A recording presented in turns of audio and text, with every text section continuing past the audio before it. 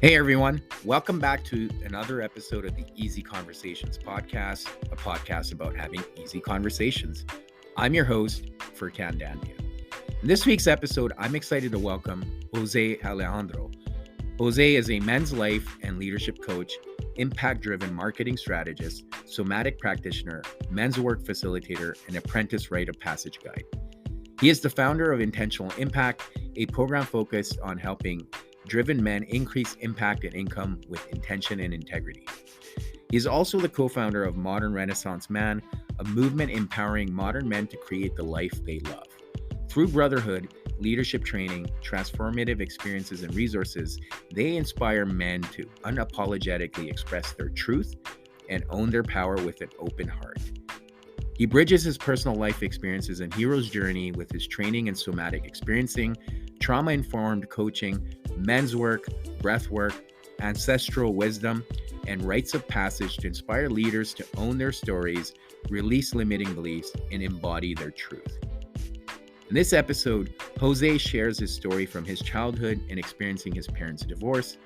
We then discuss Jose's hero's journey leading him back to his family's heritage in Puerto Rico. Jose then shares his leadership style, why he wants other men to lead with impact, intention, and integrity, and what those words mean to him. I really hope you get a lot out of this episode, and please find Jose on Instagram at rjose_Alejandro. If you could leave a 5-star review at the end of the episode, I would truly appreciate it.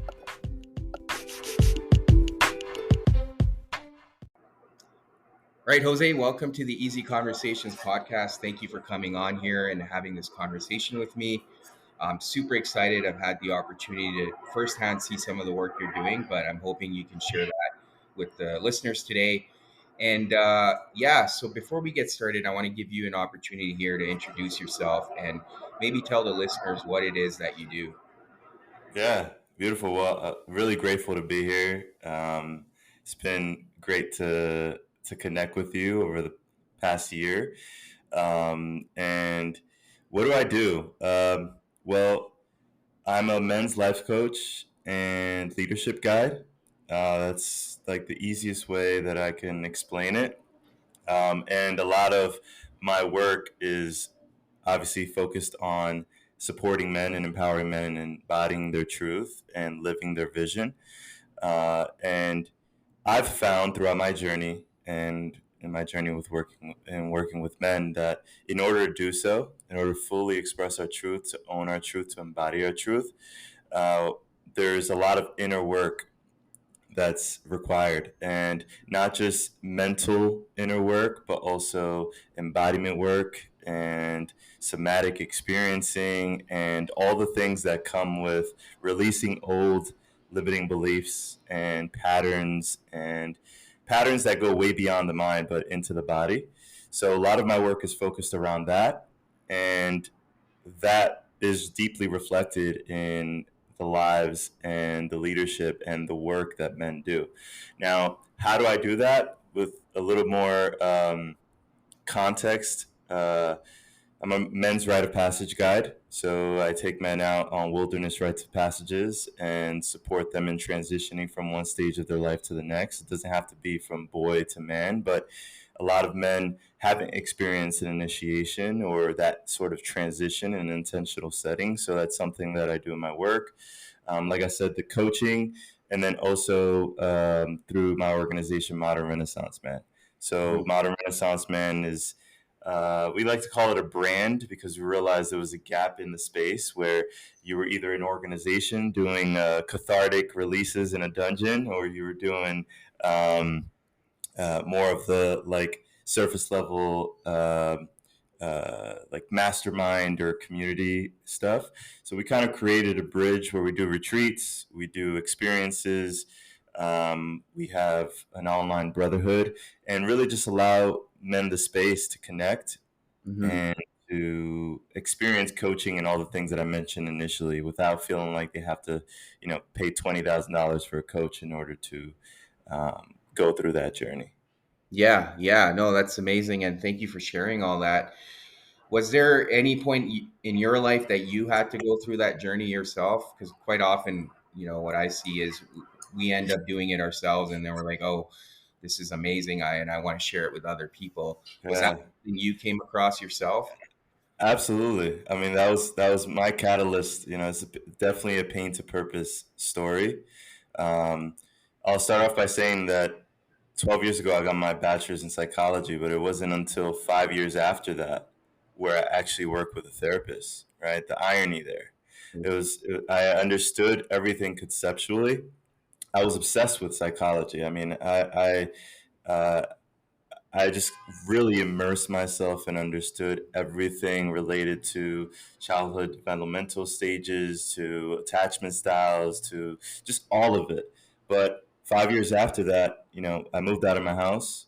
My parents got divorced literally or separated 4 months after I moved out. My relationship was going through a really rough time, rough patch.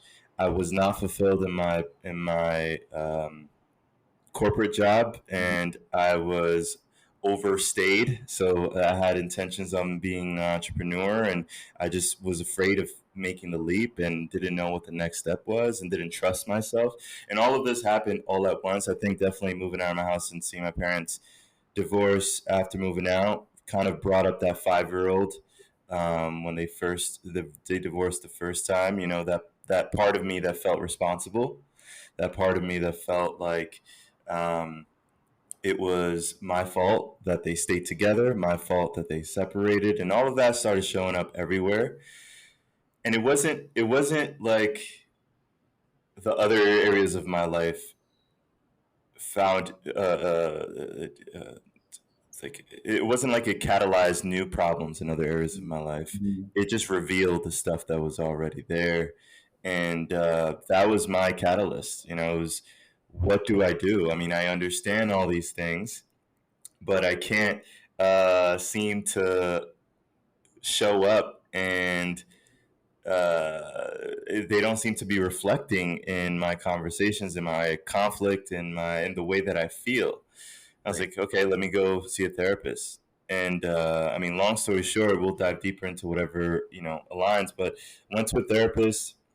The therapist definitely supported me over the course of probably like a year to dive deep and understand like all of those stories and just have a safe space to share it all and Mhm. hear my own. It was almost like hearing myself talk about these things and get those like aha moments of like, oh shit, wow. Yeah. And that was powerful. Mhm. That took me into men's groups. Mhm. So I would listen to a podcast where a co-founder of a men's organization has said, you know, uh, men's groups are an essential piece to any man's journey through life. And I was like, what? First thing I thought of was, Fight Club, where he just kept hopping from AA meeting to AA meeting. And I'm just like, okay, I guess that's what it is. You sit in a circle and you just Yeah. like share your problems. But when I went to one, it was like, it didn't go as deep as therapy, but there was something so therapeutic about it Mhm. that hearing other men share what they were going through, hearing other men share that they had gotten past it, and then Mhm. being able to share how I felt and what I was going through, and feel someone genuinely empathize with me, not in a clinical way, but like bro, I've been there. Like, or shit, I'm there. Like, looks a little different, but I'm there. Mhm. That just took me down the rabbit hole, right? And that led me to apprenticeships. That led me to looking for other men's groups, and that led me to realizing like psychology and my interest in that when I was in college was just an expression of like my interest in healing myself and healing others. So it completely started with me needing it and Yeah. wanting it and craving it, and then this desire, this burning desire to share with the world, because like Mhm. if this helped me, how many other men could this support? So Yeah, absolutely. Yeah. And men's group have definitely come up a lot in this podcast too. I'm part of a couple myself, and it's powerful stuff. To your point, there's an aspect of brotherhood that we don't necessarily get in our day-to-day lives. So to have that opportunity of going in unconditionally, feeling seen, heard, and valued, it's so important to build that connection. And one of the things you mentioned along those lines was the rite of passage. Why is that so important for men? And if you could Yeah. share that a little bit. Yeah, that's a great question. So, um, I'll start off by saying that some of the best movies, uh, and by best I mean, the numbers speak for themselves, but I think the ones that are classics that people always refer back to, for myself, like there's movies like Lion King that I'll watch again now that I'm 30 years old, and it was my favorite movie when I was 3. And every time I see it, there's a new message in it that just awakens something in me. Movies like a little more grown movies like a Gladiator, right? One I watched when I was a teenager and was like, whoa. And then now I watch it, there's elements of principle, of values, of integrity that just like really evoke something out of me that I didn't understand when I was younger, Mm-hmm. right? It was like, okay, with Lion King, for example, his father gets killed. He carries the shame, believing that he's the one that's responsible for it. He Yeah. goes into the darkness. He loses himself or denies his role as a king, right? To the point where he forgets that he's meant to take that role, and then he goes through this dark night of the soul, this awakening, but he's not king yet. He's got to come back and reclaim the throne from a Yeah. place of service. I mean, he could do the same thing as Scar and say, I want to be king for my own selfish reasons. But instead, he does it because there's a bigger purpose. And everyone's kind of reflecting back to him like, you know, the jungle depends on you. Mhm. And he's got to fight Scar in order to claim that throne. That I literally watched that movie. I used to have the VHS and then the rewinder next to it, uh, and I literally probably had like five because every time I rewinded them so much that the tape would come out, and that part of me, there was a part of me that was evoked, like that was just like resonated with that, like, oh man, like so cool. And I think all of us have that within us. All of us want to see what we're made of. All of us want to experience that threshold, but not all of us are willing to do so, right? We often watch movies, we watch sports. I mean, if you think of football, Yeah. right, the whole concept is to break through, right? You're Mhm. breaking through into across the threshold. Once you cross the line, there's like this enthusiasm that everyone reflects or projects onto the person who actually did it. Rites of passages, you know, are really a part of all of our lives. I mean, when we lose our virginities, that's a rite of passage. When we experience heartbreak, when we have our first have our first girlfriend, or when we graduate high school, when we graduate college. These are all rites of passages. Mhm. But when you think about rites of passages in our culture, like all of our ancestors, we all experienced, they all had some sort of nature-based rite of passage, Yeah. and the focus of this was to create a healthy transition from boyhood into manhood. And when I say Mhm. boyhood, oftentimes we think, I know I've thought, boyhood is a human being that looks like a child, right? But the lack of rites of passages have actually created a almost like a blockage in Mhm. adolescence where we have boys in men's bodies, Yeah. and they're acting from this place, the selfishness. I mean, now if you look at the layers, Scar, why did he have this like jealousy over his brother being king? Well, probably started when he was a kid, Yeah. right? His cousin was getting all the light. He was destined to be king. Things that I'm sure whoever wrote it thought about, but really it's a break in the psyche from that boyhood, like, oh, this happened to me, or this is for me, to I'm responsible, whatever role it is that I'm meant to play. Maybe Right. it's not king. I'm responsible for stepping into that fully, unapologetically, with all my power, all my truth, and from a place of service rather than self-serving. Mhm. So rite of passage in the context of men's work and the wilderness journeys that I work in, are really focused on creating intentional settings for that transition. Yeah. Because a rite of passage, like a fraternity hazing, for example, there is an element of rite of passage there, but they're uninitiated men, initiated men. So Yeah. there is a lack of intention. There's a lack of integration. There's a lack of understanding who we truly are before the process even starts. One thing we like to say is a 4 day fast in the desert is a 4 day fast in the desert unless you give it meaning, Mm. right? So the whole point is to bring meaning back and bring some of those ancestral elements so that men can transition in an intentional way without with the context of where we are in today's day and age. I mean, there's a lot of rites of passages that created maybe more harm than good, right? But the Yeah. intention was there, that aren't relevant today. So Mhm. it's more about just creating a space and a container to induce a little bit of trauma with some intention, so that you can find out what we're made of.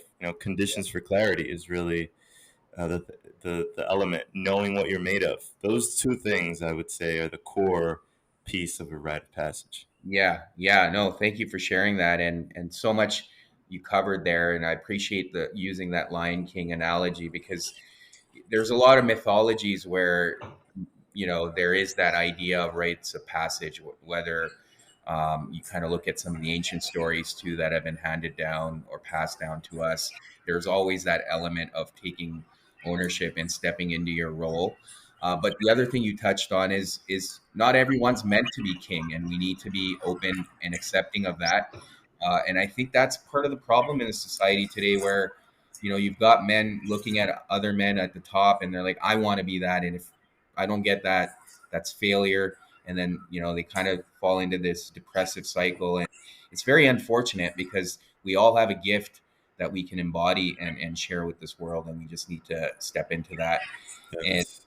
and then as far as you touched on the whole aspect of intention, impact, integrity, one of the recent things you did that I was grateful to be a part of was that 1 week challenge. Do you want to touch on that? Like, why are those three eyes so important for you, and Yeah. why is that something that you want to embody in the men you work with? Yeah. Well, thank you for asking that, and honoring you for joining that challenge. It was really great to have you in there.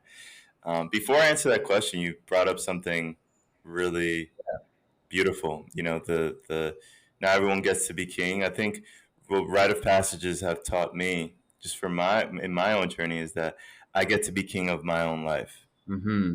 I think that's the Yeah. core of rites of passages. It's like, where are you not being king of your own life because you're so focused on being king of others Mm-hmm. for ego driven reasons, right? Like you just said, the man at the top, I want to be that guy because he gets all the glory, he has all the power, he has all the women, he has all the money. And that completely draws us away from the opportunity to be a king in our own lives. So Yeah. just want to add that piece, because we all get to be kings, but like you said, society makes us believe that king is this person that holds all the power, and everyone's always fighting for that. And Yeah, yeah, yeah. No, thank you for adding to that because I agree with you. We can all be leaders in our lives, in our communities. There's so much we can do, even in like our family units, and our neighborhoods. There's opportunity everywhere to lead. right, Yeah, you're right. right. Yeah, beautiful. Well, intention, impact, and integrity.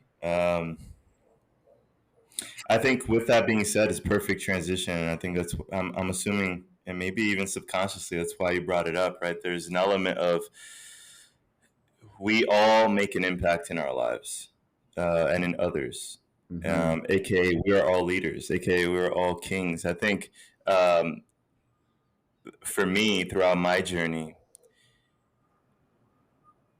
I I had trouble owning that I was a leader in the spaces I was already in, because again, I was paying attention to being a leader according to what I thought the ultimate leader was, right? Whether Mhm. that's corner office, higher salary, the right car, all these different things. I got caught up in that, and I wasn't paying attention to how I was making an impact on my parents, Mm. on my partner, on, you know, uh, for example, when I first started my men's group in my living room, there was 5 men there, and there were moments where I got so caught up in like the vision that I had down the line of like 100 men, and just blessed to have been in a space we've created with 100 men. So we have gotten that to that point. And there's times where I got so caught up in that I would lose presence in the moment and the impact that I had on the one man that was sitting in front of me, on the 5 men that were sitting around me, on the man that was making an impact on me, and maybe creating an opportunity for me to evolve and grow. So impact has been a big piece for me because I realized like we all want to make an impact in some way. You can replace that with purpose, right? And Mhm. not purpose in the sense of my work, but purpose in the sense of the essence and my truth and my authentic expression delivered through my work, Right. right? We all want to do that. And for me, one of the things that I have struggled with the most and continue to reach a threshold around, hence why I try my best to just like share this as I navigate through it, is making a deeper and greater impact, a bigger impact without compromising intention and integrity. That's that walking that line is not easy. Right. It's one that requires us to sometimes sacrifice quantity for the sake of quality. It requires us to say no to 4 yeses, to four no to 4 things in order to say yes to that one right one. It requires us to sacrifice it looking like it looks like for someone else so that it can look like the greatest version that it would for ourselves. Mhm. And that's those are things that someone asked me the other day, integrity, like, what's your relationship with that? Because you speak about it so much. And I told them, I'm always out of integrity.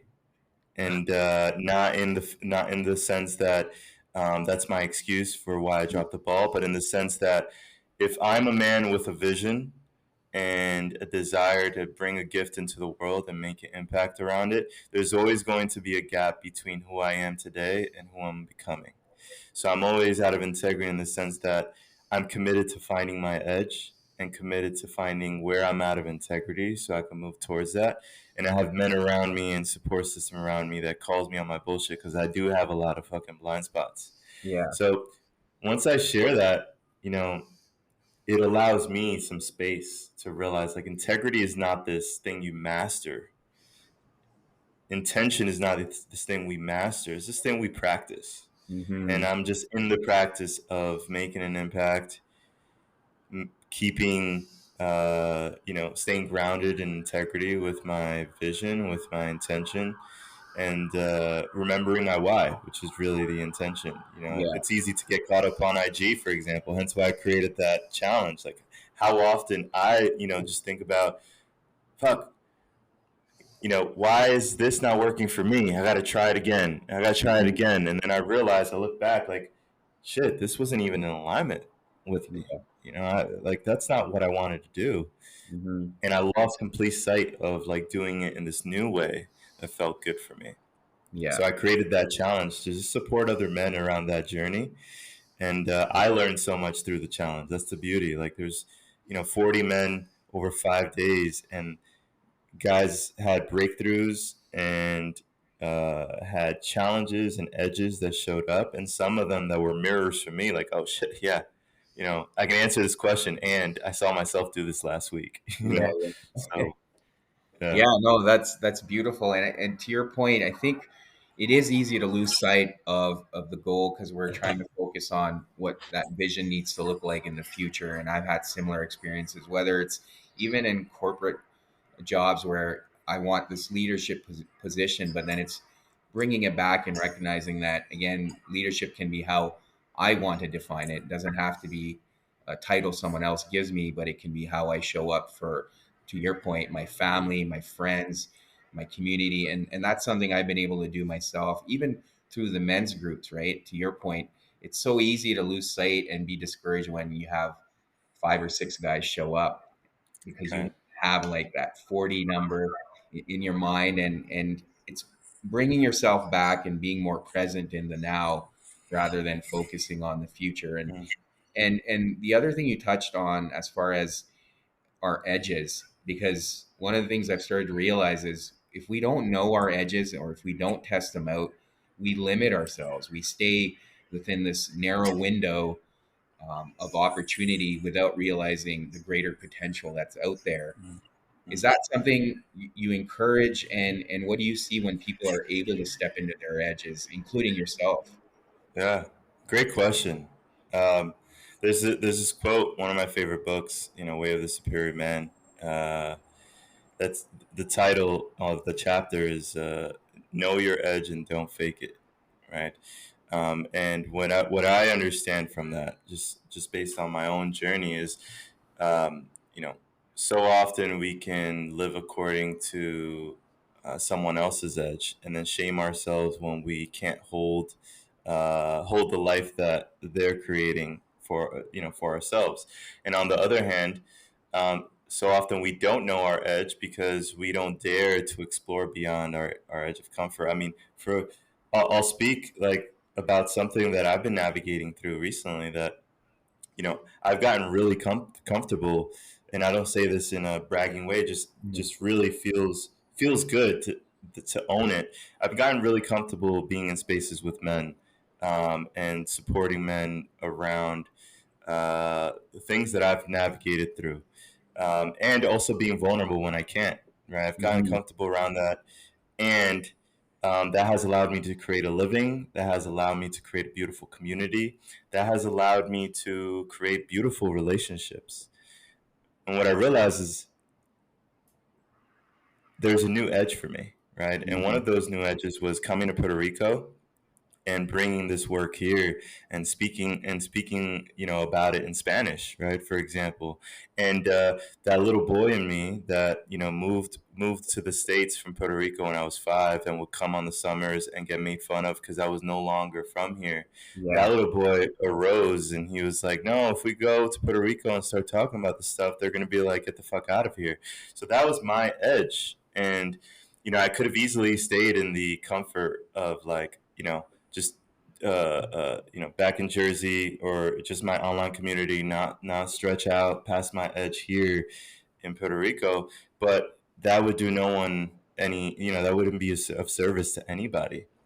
So finding my edge there was having conversations, saying the wrong words, saying the words wrong. It's there's been this journey of, like, I'm new in this space. I've got to create trust in a different way. There's different experiences that people are having, Mhm. and yes, there's a part of me that's afraid that I'm not going to be understood or accepted. Similar to how I felt when I first started my men's groups, and was looking for a way to explain to men why it mattered and why it was such a powerful thing to join. So I say all that to say that, if I didn't move towards that edge, even though what other people see from the outside as, like, bro, you're already doing some incredible things. You got people in your community. You've built MRM. It's easy to, lower my standard. Right, our edge is also our standard, and it continues to evolve. Lower my standard, not because there's a it's a lesser standard, but I've reached a certain place where my edge is no longer connecting with men and creating a circle and diving in. My edge is bringing this work to Puerto Rico. And if I Mhm. didn't explore that, I wouldn't have learned that, this work is so important here, so necessary, and so many opportunities are opening up because of it. So I believe that a man must find his edge in order to know what he's made of, in order to know who he is, and in order to leave nothing on the table. I always think of like, what does living your edge mean? Well, Mhm. it means no, it means being at your deathbed and knowing you gave it your all, and everything that was out of your control, you met it with an open heart. Yeah. Like everything that was in your control, you gave it your all. Like there was nothing left on the table. So Yeah. I think it's literally what makes a man Yeah. uh, the man that he's meant to be. Right. Right. And you wouldn't know that unless you tested those edges and how you respond to those edges, right? So yeah, no, I agree with you. And I guess you did touch on it briefly here, but why was it so important for you to go to Puerto Rico? Like, obviously, you want to share some of the work you're doing, you see the value in it, but why go back? Right, right. So yeah, I was born here, and I think throughout my journey, I think this happens for many. It's going back to the Lion King story, right? It's like the more work we do on ourselves, the more is revealed about who we're meant to be. And I think there's this natural pull. I'll speak for myself, but I Yeah. think I've seen it in many. There's this natural pull to come back home, right? Mhm. Almost like to come back home and either like learn more about ourselves, our ancestry, learn more about our family, learn more about um, you know how what we are in the culmination of all our experiences perhaps has some mark to leave it behind where we're from.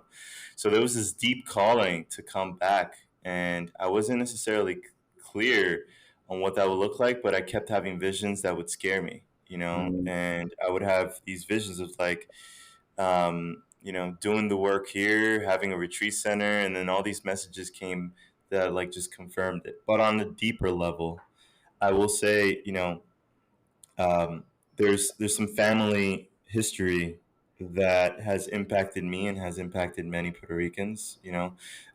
Just in Puerto Rico, there's a lot of femicide, so Mhm. domestic violence that leads to homicide, and Yeah. it's a problem. Yeah. And I think it's a problem in many countries, and it's something that impacted my late grandfather and his wife after my father's mother. And so it's impacted me directly. My grandfather committed femicide after catching his partner, his wife at that time, cheating on him in the act, right? And that was a deep generational trauma that Mhm. I've had to heal and have had to and continue to heal. Have healed alone, have healed with my father, have healed in my relationship with my mother, because there was also an impact there that she had from her father, not to that extent, but to the point where, she a lot of her expression while I was growing up was a trauma response to her Mhm. father's behavior. So all of that, it's interesting, that has all unfolded while I've been here. Like, fuck, this is also part of the reason why I'm here, and I didn't even know this. So I'm Mhm. having so many conversations with men here who I think we're all capable of that if we don't have the emotional intelligence, the understanding of the danger we can we can create on our community and others. If we're not aware of the range of our anger and our emotions, and I've spoken to so many men that see that they're capable of that and don't want to be, and Yeah. just knowing that I'm here to create space for that, and I'm not the only one, but I know I have a part in it. So just Mhm. just really honoring that, and that has just solidified the reason I've came, and also just connecting back to my roots. My grandparents are an hour and a half away, an hour away. So there's the simple stuff that in the present moment just feels great to be that close to my grandparents, to be close to nature. And then there's the deeper stuff that I think, you know, the universe has this way of bringing us where we need to be. So, Yeah, yeah, no, thank you, and thank you for being vulnerable about that. So that's very impactful. The last thing I did want to touch on with you, and we talked about integrity, and as men that are doing work, we still tend to get sidetracked by our ego. And then for me personally, at times there's shame around having those moments where you're letting your ego run the show. Because it's like, well, I'm doing all this work. Why is my ego still getting involved? And I've come to terms with it, and convinced myself that's part of the journey. That's always going to be the yin and yang, the balance with the ego. What are some of your experiences, and how do you manage those moments when you fall out of integrity, like you mentioned Yeah. before? Beautiful, beautiful subject, and I'm really glad you brought this up because a big element to modern Renaissance man is style and self-expression. And when we look at style and self-expression, I think at the core, it's our truth. It's like purpose, right? We're just Mhm. we're finding a canvas. Sometimes it could be a painting, sometimes it could be our clothing, or sometimes it could be the words that we use and the cultural references, right? Those are all expressions of our truth, and they take a almost like an identity. I Mhm. think for some time, same. There's moments where like, fuck, I'm doing all this work.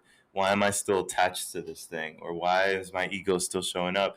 And I don't think it ever goes away, and I don't think we want it to. It's integrating it allows us to express ourselves in a unique way. If I was born 500 years ago, I wouldn't be on social media. I probably wouldn't be a coach, but one thing's for sure: my truest expression, my essence, my truth, would express itself in a way that I think would be focused on supporting others, on being of Mhm. service in some way, as long as I did the work to peel the layers back of the ego and understand what's at the core. And then Right. I could take those pieces and say, well, I'm you know, uh, I don't know, a chef or a who knows what it is, right? Those Yeah. are all expressions of the ego. And MRM, we always like to say, like, bring your unique self expression. Like, we will question it. And by question, I mean, like, we will ask you questions that allow you to understand, that allow you to see what's truest for you and what resonates the most and what you're hanging on to because you feel like you have to versus what you're carrying with you because it aligns, right? Right. Hanging on to versus carrying with you. I think that's literally like the differentiator there around like the ego dominating our lives versus Mhm. the ego coming along for the ride and allowing us to express our truest selves in a way that's unique and exciting. Think of music, right? Like Yeah. yesterday, I was watching an interview with Rick Rubin, and Rick Rubin's is like master producer, not in the traditional sense, but he just sits in a room and he's like, you know what? Pull out this chord. Uh, Make this section a cappella, or what if you add a solo here?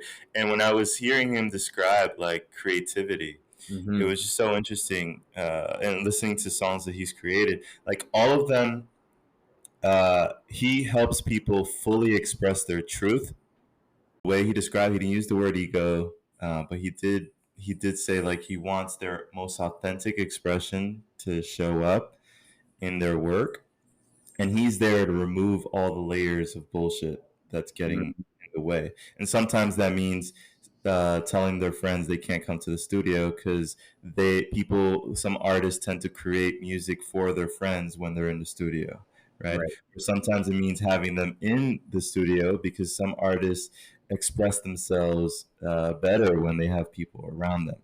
But what I saw there was an element of like connecting to their most authentic expression. But sometimes he works with with rappers or with rock stars, and in the songs they're sharing their parts of their identity as well. And that identity is, the ego. It's the part Mhm. of them that they know, talking about the streets, talking about this, talking about that, but they're doing so with their most authentic selves. So I think that's like really ultimately what we all want is we're human beings living this experience. If the ego wasn't meant to be there, it wouldn't be there, right? Right. It's Yeah. more about integrating it so that we can express ourselves in a unique way while sharing our deepest truth, which is really the deepest truth that we all have. We all want to be loved. We all want to be admired. We all want to be of service. We all want to make an impact. Um, so I found that really interesting, and I found it easier to navigate and face off with my ego when I look at it not as an enemy. Although some books that have very powerful information will make you believe that, but look at it as something that a passenger, I will say. Right. Yeah, yeah. And while you were sharing that, I think another thing that came up for me with the ego is often once you get to a point where you're aware of it, it gives you more information because often when it does get in the way, there's something that we haven't dealt with. And that's where the ego can provide us with information that, hey, there's a situation here that you probably need to heal or deal with because your ego's taking over. Right. Right. Yeah. Well, Jose, I've really enjoyed this. Thank you so much again for coming on here and taking the time to have this conversation with me. As usual, I allow the guests to share how people, if they want to get in touch with you, how they can find you, whether it's social media or online.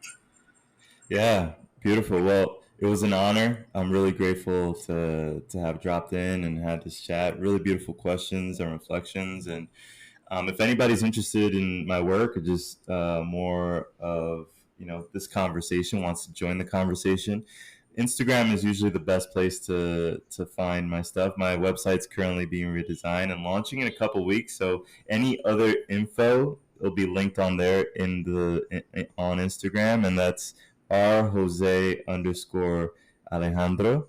And I try to share as much about my journey and what I'm doing on there. Also, you can check out a little bit about Modern Renaissance Man if you're looking for a brotherhood that brings together coaching, training, self mastery, resources, and just community. And you can check that out at themrmofficial.com.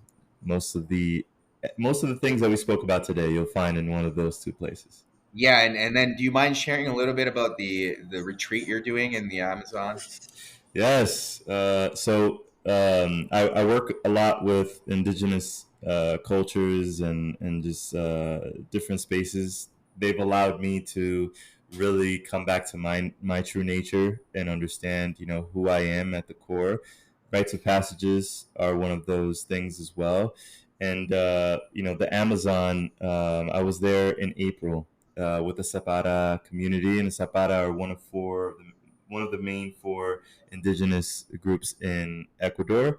Hmm. Um, and we just saw this beautiful opportunity to bring elements of my work with men uh, with the elements of just nature immersion and cultural just experience and bridge all those together to connect men with their true nature in Mother Nature.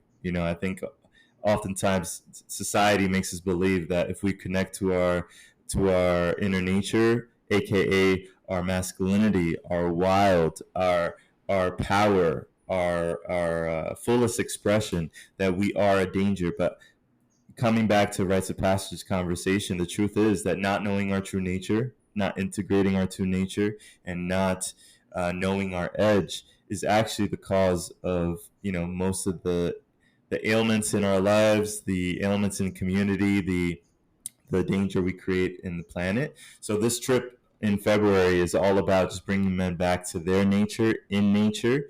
And a lot of the guys that have been signing up, city boys that want to connect to nature and bring back these ancestral ways of living. And that doesn't mean come back as hunter gatherers. Really, the core of this retreat is to help men strip away the modern conditioning that Hmm. we've thought is the only way to live, and connect back to the truth of who they are.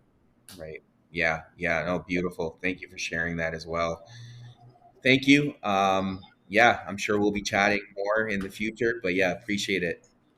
Thank you, brother. It was a pleasure, and really honoring you for the work that you do, for just how you show up and make an impact on not just men, but just other individuals. I've definitely been excited to see what's on the horizon for you. So grateful, and maybe we could do this again in the future. Hope you have a beautiful rest of the week.